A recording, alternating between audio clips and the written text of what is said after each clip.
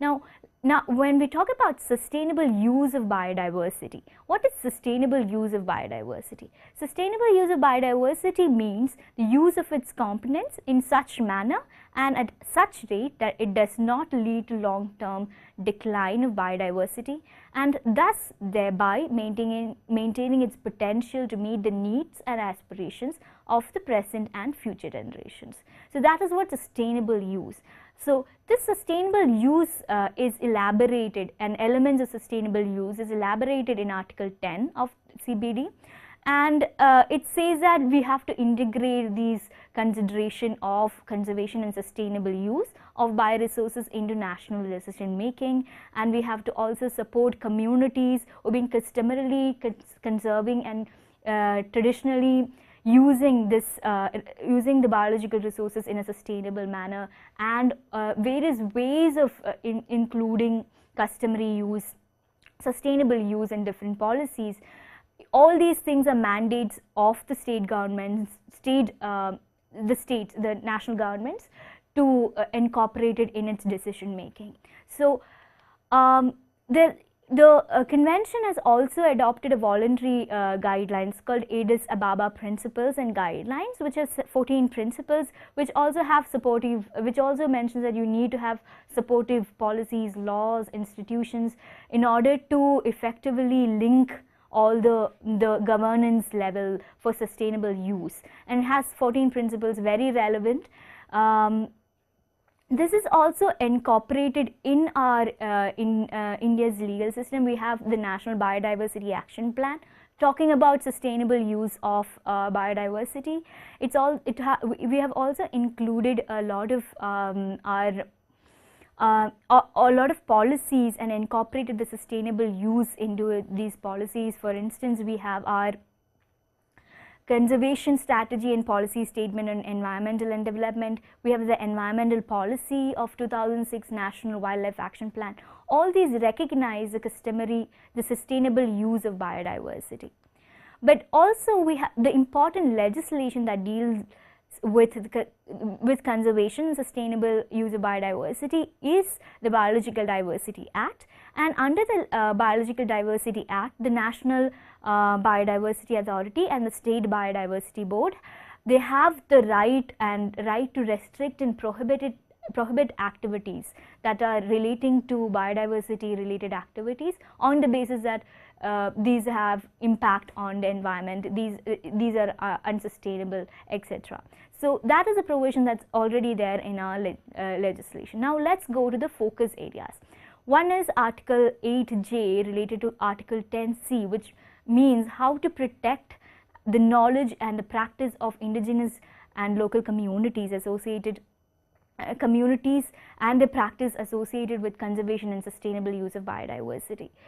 When you say that, we can find that there are not too many legislations available in India. So the Biodiversity Act has two components, that's like the section 36(5), which says that the state government has to develop measures so that there will be sui generis protection for registration of local people's knowledge of biodiversity.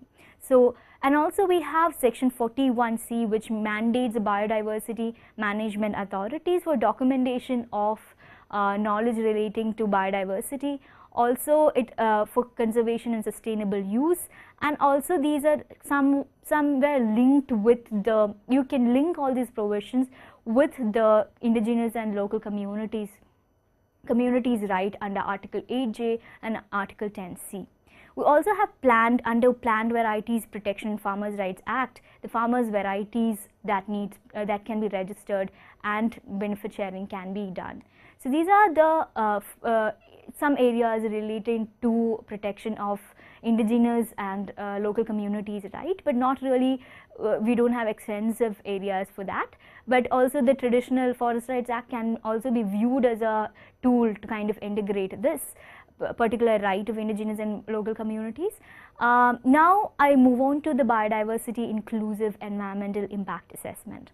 So under Biological Diversity Act, you have the central government again has a mandate under section 36(4)(1) to kind of adopt measures to undertake EIAs which are likely to have adverse effect in biodiversity, and to kind of avoid or minimize all this adverse effect, and with the participation of local public and the local communities for such assessment. We already know that we already have an environmental impact assessment regulation under the Environmental Protection Act, and in the regulation we have a special provision relating to sensitivity of biodiversity, wherein the project proponent has to mention all the biodiversity related components in those areas where he wants to build a project, and also kind of like say what are the mitigating measures that he is adopting for that. And these in the EIA the authorities will consider and appraise this information while they are granting environmental clearance. In addition, we also have an additional level of protection when we deal with development projects in protected areas like national parks and sanctuaries, because in those areas it's not possible, and it is if you need a environmental development project, environment clearance in those areas, you need to submit it to the National Board for Wildlife, the Standing Committee of National Board for Wildlife. You need a clearance or recommendation from the wildlife. Then it also has to go to the Supreme Court. All these are by case laws, and there is such additional protection for biodiversity inclusive environmental impact assessment in India. Now let's deal with biosafety.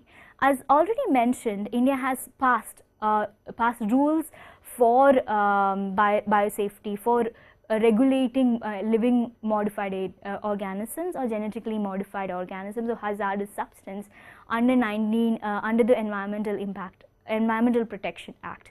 The Biodiversity Act also has a provision relating to it under section 3642, where it is a mandate of the central government to make provisions for governing the use and release of living modified organisms.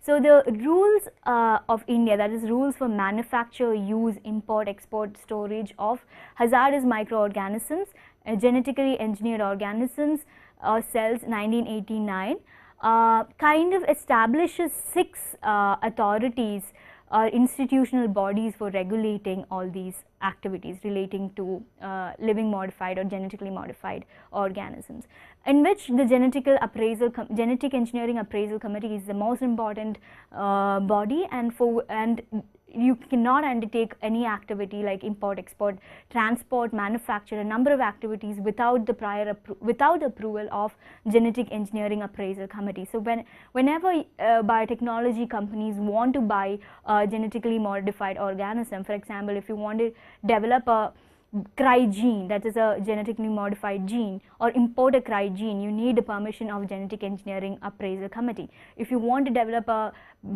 genetically modified cotton, you need approval of Genetic Appraisal Committee. The committee will appraise the information and look into all the provisions that are related to the risk that are associated with this, and then on that they will give approval, and sometimes will not give approval. So we already have those things in place. Also, there's under the convention we have the Cartagena Protocol, which deals with biosafety.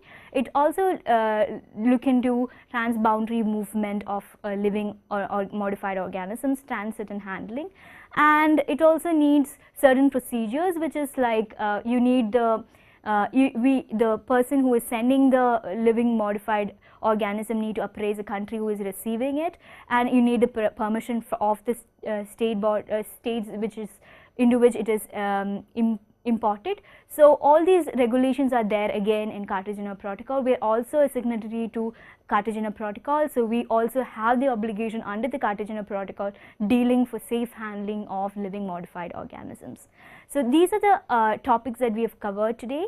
We have discussed what is biodiversity, we have discussed the conservation and sustainable use of biodiversity, what are the international and the national framework, and what are the measures that the nation states have to kind of adopt under its obligation under the international framework, under the national framework. Also, we have discussed special focus areas like indigenous and local communities' right to protect, also customary use of biodiversity.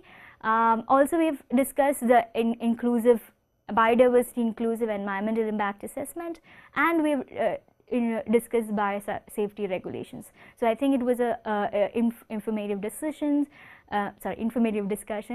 Thank you.